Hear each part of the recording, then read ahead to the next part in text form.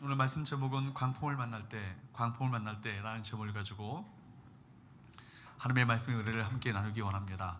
너무 유명한 이야기죠. 저도 이 말씀을 가지고 강단에서 말씀을 전한 적이 있고, 이 말씀은 너무나도 익히 내용을 잘 알고 계시는 말씀입니다. 오늘 본문에 나오는 큰 광풍 속에서 당황하다가 주님을 깨우고 있는 제자들은 영락없는 이 시대의 그리스도인들의 모습입니다. 우리는 제자들과 똑같이 이렇게 말하죠. 주님 왜 응답하지 않습니까? 우리가 이런저런 고통의 문제로 신음하고 있는데 왜 주께서 잠잠하십니까? 정말 하나님 맞습니까? 잠에서 깨신 예수님께서는 바람을 꾸짖으시고 바다를 향해서 잠잠하라, 고요하라 명령하십니다. 그러자 바람이 그치고 아주 잔잔해지셨습니다. 그런데 주께서는 그렇게 바다를 아주 잔잔하여지도록 만드신 다음에 그 제자들을 향해서 이렇게 꾸중하듯이 말씀하십니다. 어찌하여 너희가 무서워하느냐? 어찌하여 믿음이 없느냐? 적다라는 얘기도 아니고요. 어찌하여 믿음이 없냐라고 그런 말씀하십니다. 풍랑을 만나고 그 풍랑 앞에 두려워하는 모습은, 무서워하는 모습은 참된 믿음의 사람들의 모습이 아니라는 것이죠. 사랑하는 여러분, 믿음이 있을 때 우리는 큰 광풍을 이길 수 있습니다. 그러므로 오늘 본문의 말씀을 통해서 큰 광풍을 만날 때 어떻게 믿음으로 이 광풍을 이길 수 있을 것인가, 우리 함께 믿음의 교훈을, 함께 말씀의 교훈을 세 가지로 함께 나누기 원하는데요. 첫 번째 레슨을 한번 같이 따라합니다. 광풍에도 주님의 뜻이 있음을 믿으라. 여러분, 큰 광풍에도 무엇이 있음을 믿으셔야 돼요? 주님의 뜻이 있음을 믿으셔야 합니다. 주님께서 제자들에게 너희가 어찌하여 믿음이 없느냐라고 말씀하신 것은 이 땅을 살아가는 성도들은 적어도 큰 광풍이라는 이 고난을 믿음으로 이겨야 한다는 사실을 가르쳐 주시는 것임을 여러분 알아야 합니다. 성도는요, 믿음으로 고난을 이기는 사람입니다. 새벽보다 우리가 출애굽기를 살펴보고 있는데 하나님의 명령하신 대로, 하나님 명하신 대로 그들이 순종하여서 간 길이 어디예요? 광야예요. 광야, 신광야예요. 신광야에서 그들이 뭘 만납니까? 먹을 물을 마시기 위해서 그들이 헤맸는데 그 마라의 쓴물을 마십니다. 이것도 하나님 명하신 대로 순종하여 간 길인데 광야를 만날 수 있고요, 마라의 쓴물을 마실 수 있다는 거예요. 그런데 거기 마라의 쓴물 앞에서 하나님께서 거기에 보면은 이런 말씀이 있습니다. 하나님께서 그들의 믿음을 시험하사 그들의 믿음을 테스트하셨다라고 성경은 기록하고 있습니다. 그 마라의 쓴물 앞에서, 광야의 마라의 쓴물 앞에서 그들이 어떻게 믿음으로 반응하기를, 그걸 보기 원하셨다는 얘기죠. 여러분, 마찬가지로 본문에서 예수님께서는 이 큰 광풍이라는 이 사건 속에서 제자들의 믿음을 테스트하기를 원하셨습니다. 36절과 37절 말씀을 보도록 합니다. 같이 읽어보도록 할까요? 시작. 그들이 무리를 떠나 예수를 배에 계신 그대로 모시고 가매 다른 배들도 함께 하더니 큰 광풍이 일어나며 물결이 배에 부딪혀 들어와 배에 가득하게 되었더라. 본문에서 무엇이 일어납니까? 그 제자들의 황해 가운데 큰 광풍이 일어납니다. 물결이 배에 부딪히고 배가 요동을 치고요, 배가 물에 잠기게 되었습니다. 여러분, 근데 38절 말씀에 보면 주께서는 잠을 주무시고 계십니다. 여기 보면은 여러분 36절 말씀에 보니까, 37절 말씀에 보니까 큰 광풍이라고 기록되고 있습니다. 광풍 자체가 미친 듯한 바람 아니겠습니까? 미친 듯한 폭풍우예요. 그런데 거기에 또 무엇이 붙었어요? 큰이라는 이 말이 붙었습니다. 이 메갈레라는 히라보 단어죠. 큰. 그러니까 여러분, 베테랑 어부들조차도 손쓸 수 없을 정도로 커다란 어떤 큰 광풍이었음을 말하고 있습니다. 배가 흔들릴 뿐만 아니라 마침내 배에 불이 들어왔다. 그러니까 배가 침몰 직전까지 간 겁니다. 모두가 이렇게 난리치는 상황이 되면 주무시던 예수님도 분명히 잠에서 깨어나셨을 것 같은데, 오늘 본문에 보면은 예수님을 깨울 때까지요, 예수께서 일어나지 않으셨습니다. 생각해보세요. 지금 배가 오픈된 배입니다. 선실이 있는 배가 아니잖아요. 고물에서 배를 베고 주무셨다는 얘기는요, 지금 폭풍이가 몰아치고 큰 광풍이 일어나 비바람이 몰아치는 그 상황을 주님도 여전히 똑같이 맞으셨다는 상황이에요. 그러니까 여러분, 처음에는 피곤하셔서 주무셨다 할지라도 그 정도 되면요, 주님도 깨셔서 일하셔야 되는데 일하지 않으십니다. 뭘 얘기합니까? 왜 이렇게 해서 일어나지 않으셨을까요?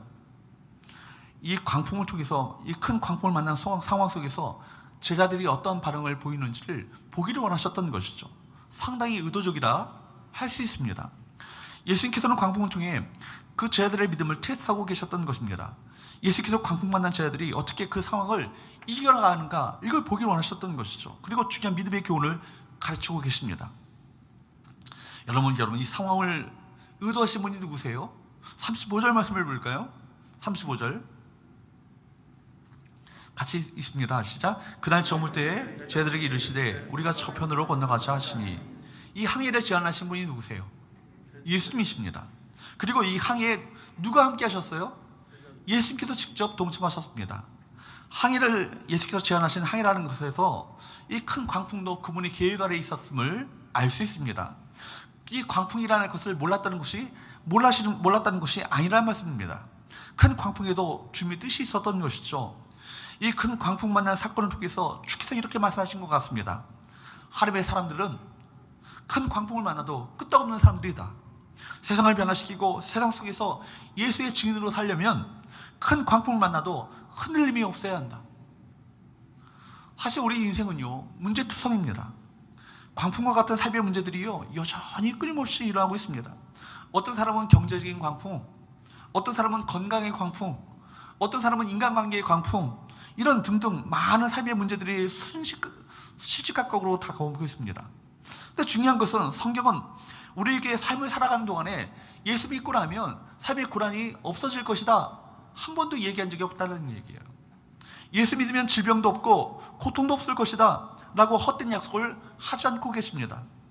예수 믿어도 고난당할 수 있고요, 예수 믿어도요 교회 잘 다녀도 질병에 걸릴 수 있습니다. 우리 인생은요 어느 때는 잔잔한 바다와 같습니다.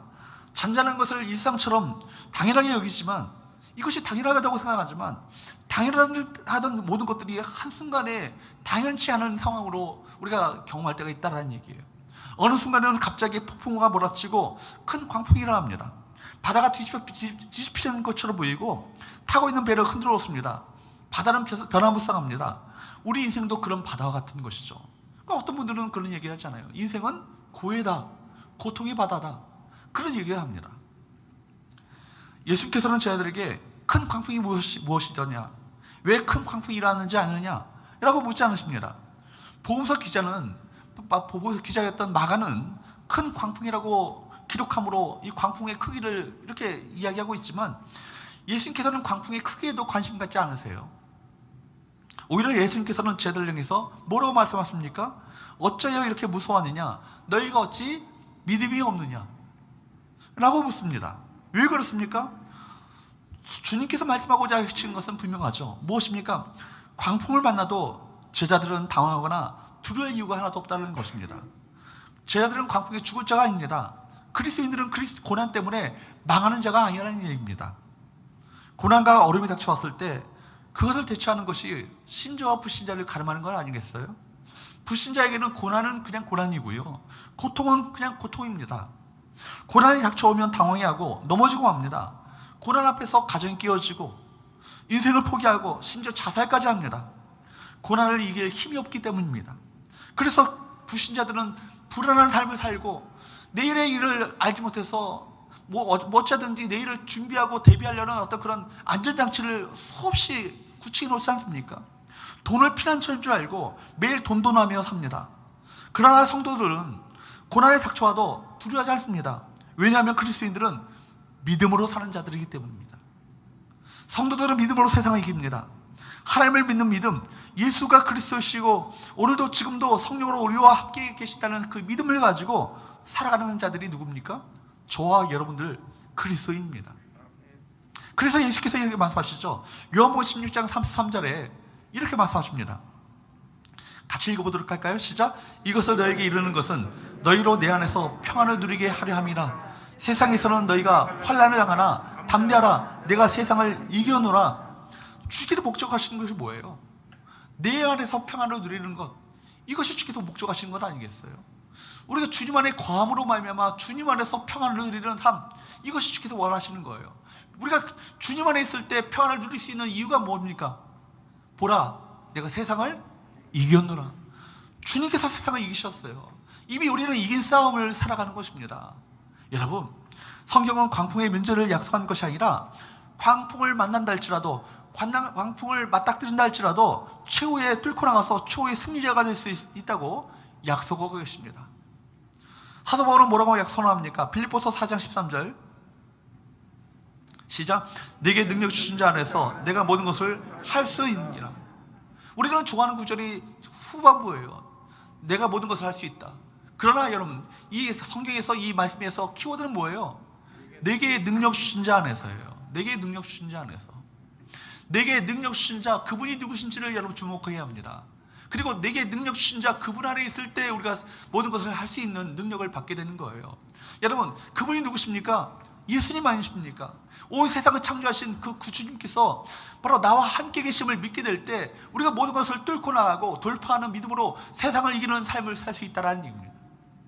성경은 한결같이 고난과 어려움이 없다라고 얘기하지 않고 믿음으로 고난을 이기라, 믿음으로 고난을 승리하라, 그렇게 말씀하고 있는 거예요. 믿음의 행복, 믿음의 걸음은 모든 상황을 이길 수 있습니다.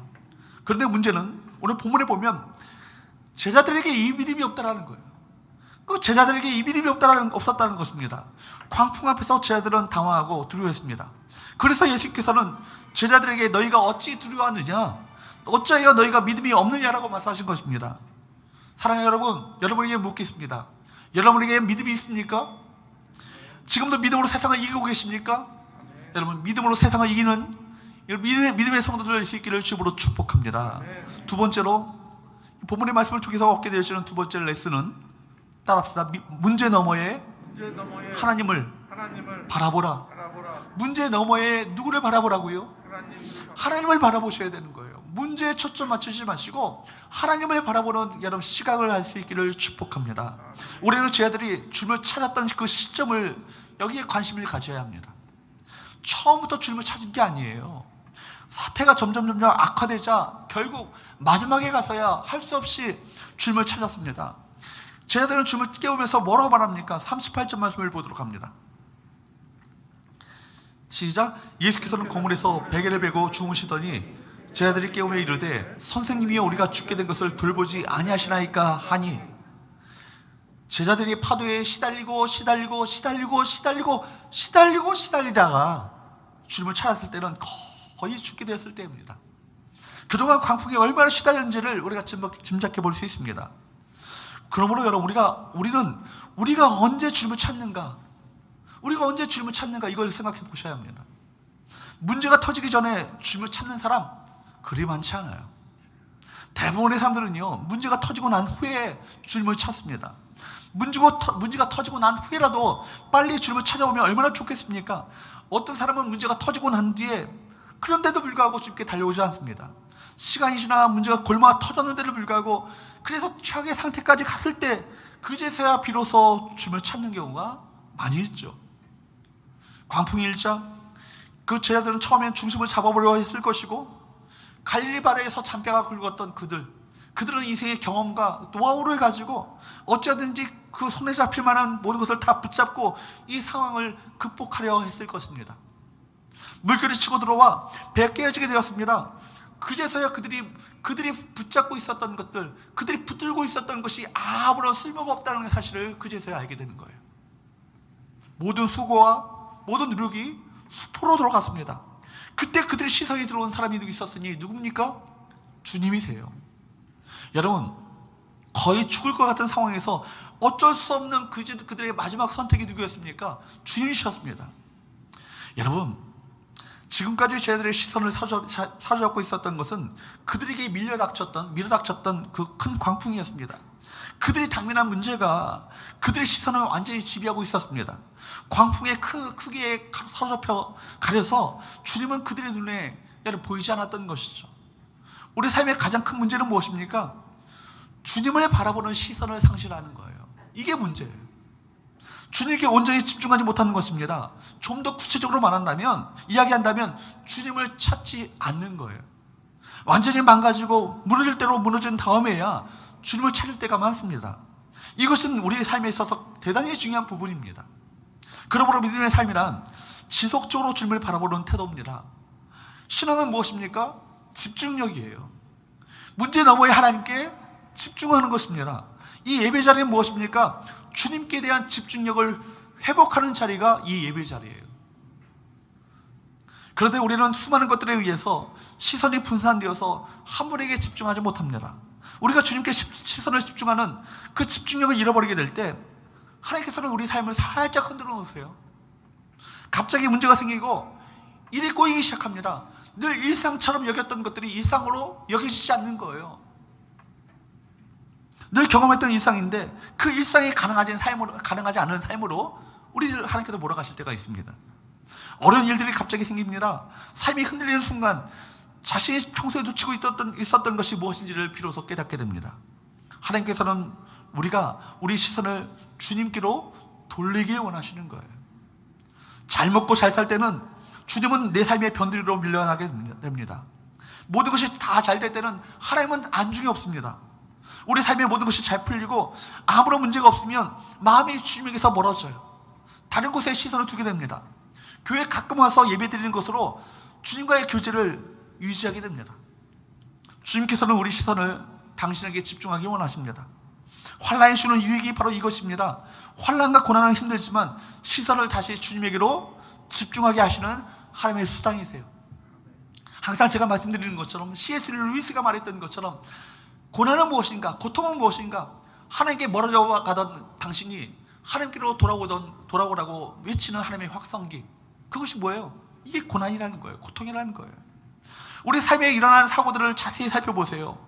주님을 바라보던 시선의 집중력을 잃어버렸을 때 일어나는 것이라는 것을, 이 사실을 발견하게 됩니다.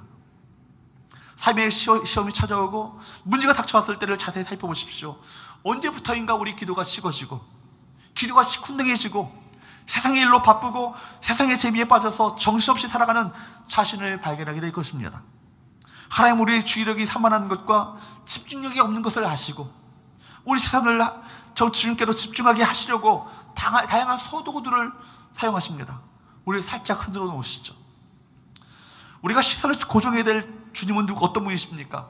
본문에 보면 광풍이 있는 바다 위에서 모든 것이 흔들릴 때, 붙잡을 것이 아무것도 없을 때, 붙잡아도 소용이 없을 때, 모든 것이 흔들리고 깨어지고 있는 가운데 요동하지 않는 유일한 분, 누구십니까? 우리 주님이세요. 그분이 바로 그 주님이십니다. 모든 것이 다 흔들린다 할지라도 절대로 흔들리지 않는 그분, 바로 그 우리가 붙잡아야 될 그 주님 아니시겠습니까? 그렇습니다.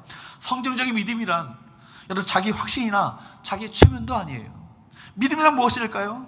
눈을 들어서 문제에 넘어 계신 주님을 바라보는 거예요. 믿음이란 문제에 넘어 계신 주님께 집중하는 것이 믿음의 눈입니다. 그러므로 여러분, 그렇기 때문에 믿음으로 광풍을 이기려면 광풍이라는 이 문제만을 바라봐서는 안 됩니다.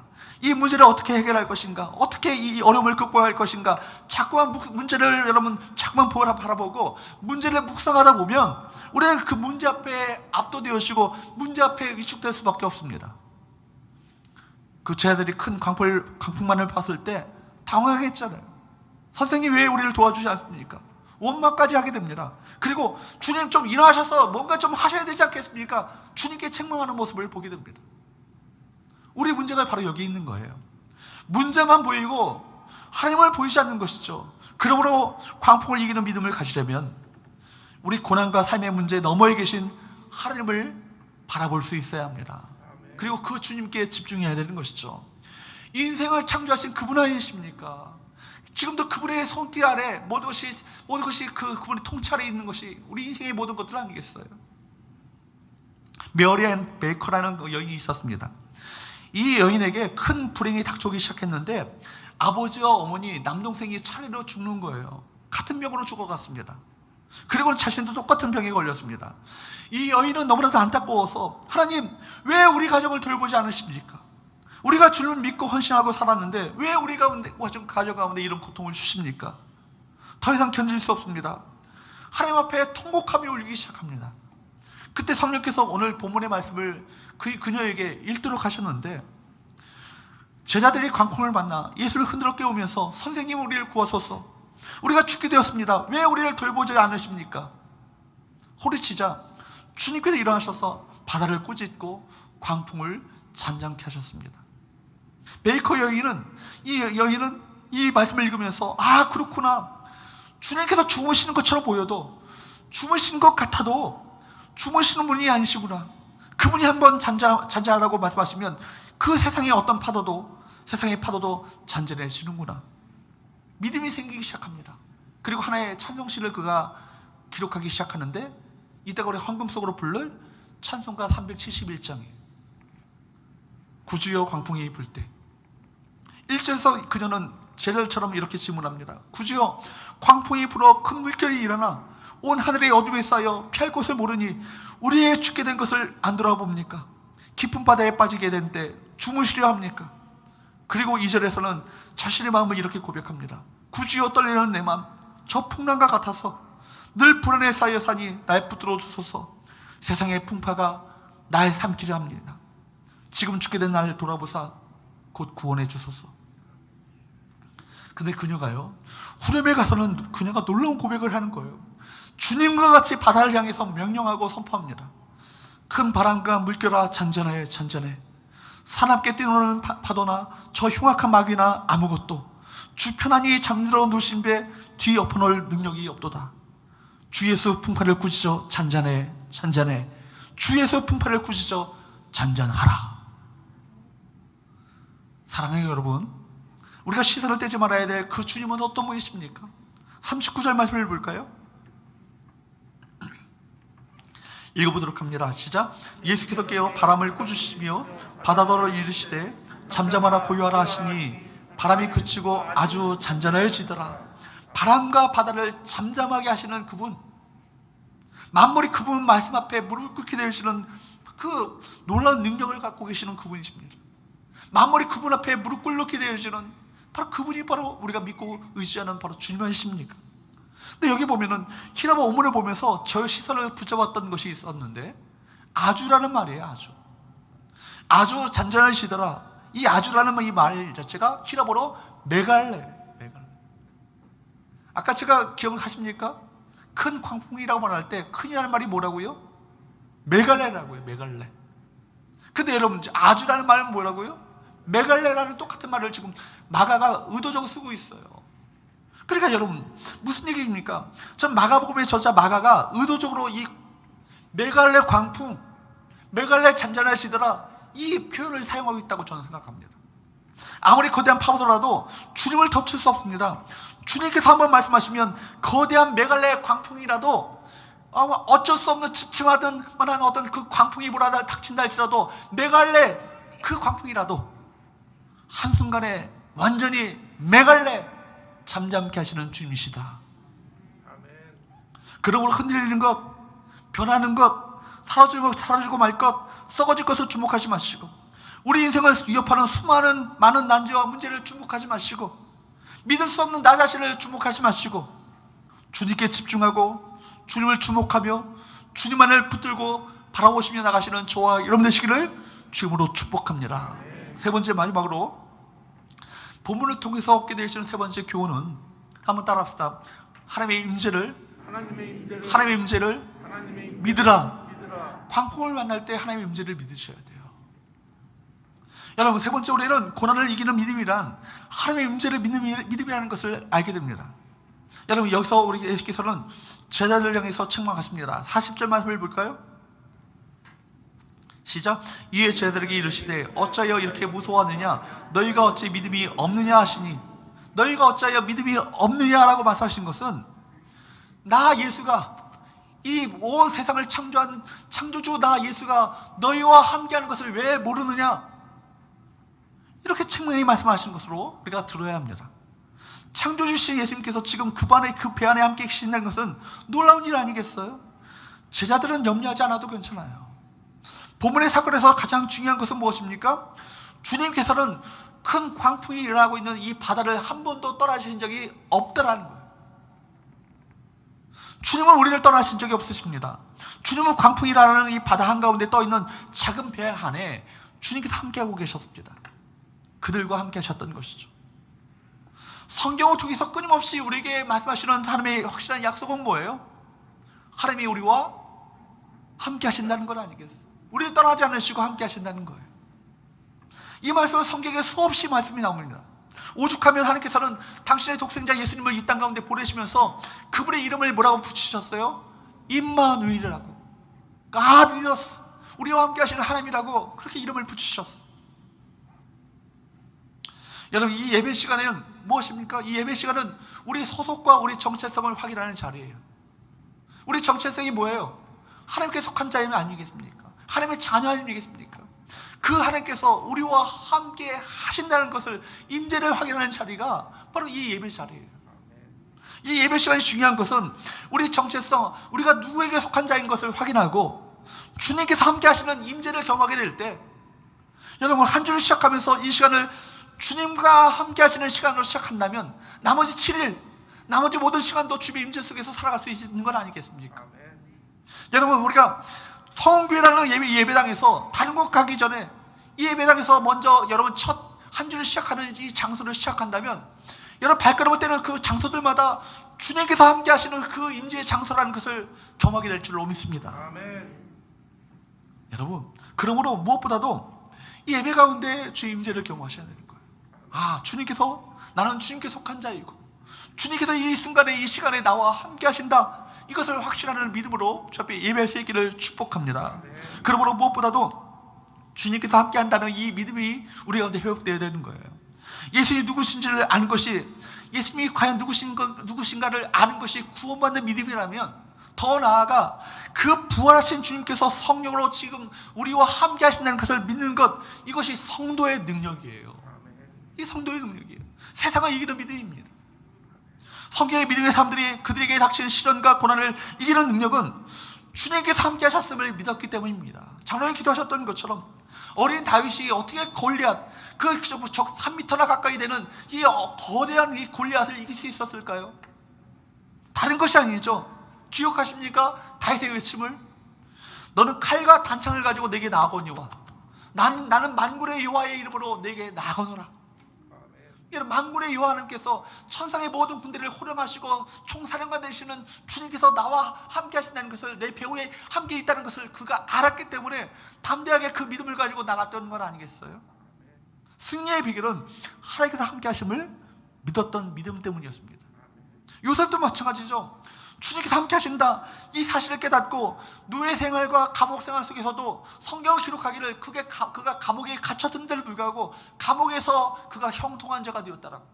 이유가 뭐예요? 감옥 안에서도 주님께서 함께 하신다는 것을 그가 믿고 확신했기 때문에 그 가운데 형통한 자가 되었던 거예요. 여러분, 사도 바울은 수많은 핍박이 있었잖아요. 고난을 당했잖아요. 심지어 감옥 가운데 갇혔습니다. 근데 여러분, 놀라운 일이 벌어지잖아요. 감옥 속에서도 어떻게 해요? 주님을 찬송하고 찬미하며 찬양했습니다. 어떻게 가능하죠? 그 감옥 가운데도 누가 함께 하신다? 주님이 함께 하신다. 여러분, 그 믿음이 있었기 때문에 이 사실을 붙잡고 결국 로마 복음화의 문을 열게 되었습니다. 그러므로 믿음의 능력이란 어떤 경우에도 주님께서 나와 함께 하신다는 사실을 붙잡는 것입니다. 주님께서 나와 함께 하신다, 이 단어는 우리 삶을 새롭게 하는 굉장한 모티브가 됩니다. 보십시오. 우리가 예수님을 그리스도로 인정하고 영접하는 순간 주님은 우리 안에 성령으로 함께 계십니다. 믿으십니까? 우리 감정과 환경과 상관없이, 심지어 우리 믿음은 왔다 갔다 할지라도 그분은 우리 안에 영원히 함께 계십니다. 우리가 이 사실을 확신할 수 있기를 축복합니다. 이 사실을 믿음으로 붙잡게 될 때 우리는 능력의 사람이 되는 거예요. 바울이 고백하기를 고린도후서 4장 7절 말씀에 뭐라고 고백합니까? 고린도후서 4장 7절 말씀을 한번 볼까요? 시작. 우리가 이 보배를 질그릇에 가졌으니 이는 능력의 힘이 큰 것이 하나님께 있고 우리에게 있지 아니함을 알게 하려 함이라. 하나님께서 우리를 뭐라고 표현하고 계세요? 보배, 질그릇에 표현하고 있어요. 우리 안에 있는 보배는 누구십니까? 예수 그리스도십니다. 그래, 질그릇은요 힘이 있는 게 아니에요. 질그릇은 아무것도 할 수 없어요. 깨어질 수밖에 없는 것이 질그릇이고 버려질 수밖에 없는 것이 질그릇이에요.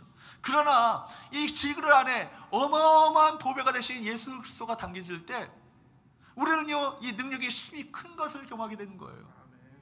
사랑하는 여러분, 정말로 주님께서 성령으로 함께 하신다면 우리는 이 어려운 상황을 넉넉히 반드시 극복하게 될 줄로 믿습니다. 주님께서 함께 하시기 때문입니다.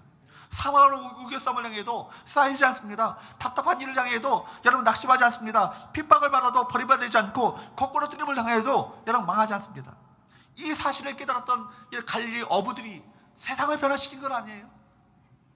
지그루처럼 약한 그들이었지만 놀라운 역사를 감당했습니다. 가는 곳곳마다 도시들마다 그들의 정말 선포하는 이 복음 앞에 그들이 바로 변화되었고, 심지어 거대 로마 세계도 예수 그리스도의 이름 앞에 무릎을 꿇게 되었습니다. 성경이 말하는 믿음은 하나님의 관념이나 어떤 신학적인 지식이나 무슨 정신력을 말하는 것이 아니에요. 믿음은 하나의 행동입니다. 우리 삶에 실천되고 적용되어야 할 것입니다. 무슨 선한 일을 쌓아가듯이 커지는 것이 믿음이 아니라 삶에 문제가 생겼을 때 바로 그때가 우리 믿음을 사용하고 그 믿음을 발휘할 때입니다. 우리 안에 누가 계신다? 주님이 나와 함께 하신다. 풍랑과 광풍이 일어날 수 있습니다. 그러면 그때 말해야 합니다. 그래도 예수님은 그리스도시다. 그분이 지금 나와 함께 계신다. 질병에 걸릴 수 있어요. 심각한 질병에 걸릴 수 있지만 그러면 그때 선포해야 합니다. 그래도 예수님은 그리스도시다. 그분이 나와 지금 함께 하신다. 그래도 괜찮다. 아무리 험악한 시대에 더 큰 문제가 올 테면 와봐라. 그분은 그리스도시고 그분이 나와 함께 하신다. 이렇게 믿음을 현장 가운데, 상황 가운데 적용하는 것입니다. 그렇습니다. 그렇기 때문에 믿음의 사람들은요, 그럼에도 불구하고, 그런데도 이 말을 잘 사용합니다. 아무리 어떤 상황이 닥쳐온다 할지라도 그럼에도 불구하고 예수는 그리스도시고 그분이 나와 함께 하신다. 이런 믿음을 가지고 이 세상을 이겨나가는 건 아니겠어요? 혹시 여러분 우리 중에 광풍 만난 제자들처럼 삶의 어려운 문제에 직면한 분이 계십니까? 우리 이 시간 확신할 수 있기를 축복합니다. 그 주님이 그 고난의 현장 가운데 함께 계십니다. 주님께서 잠잠하라 고요하라 선포하신다면 그 큰 광풍은 잠잠하여 질 것입니다. 우리가 이 믿음을 가져야 합니다. 큰 풍랑과 풍랑을 잠잠케 하신 그리스도를 우리 삶의 문제에 적용하셔야 합니다. 그렇다면 오늘 우리는 오늘부터 승리하게 될 줄로 믿습니다.